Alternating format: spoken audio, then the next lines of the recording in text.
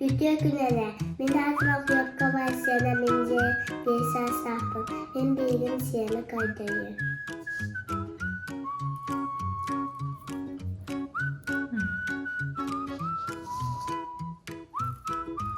Bu arada vazilik. Manlık demişçi kudalar. Bahçeden.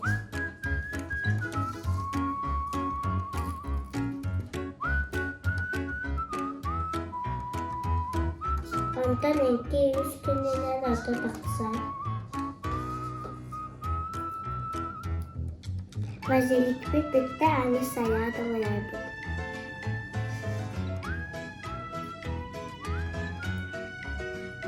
Şimdi maganda good ka kanina.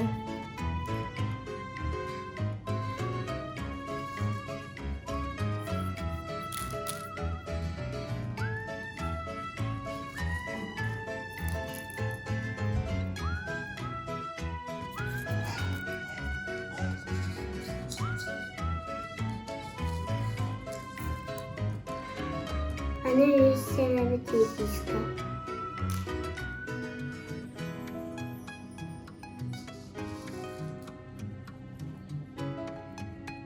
Hani magang good ka kanina daw.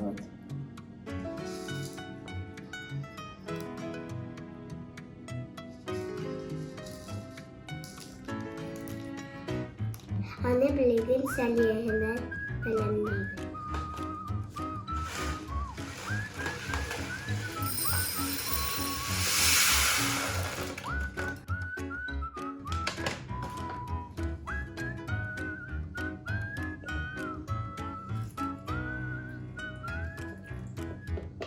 Hani bilgin kapaktığını ondan selis tavana sivri kana.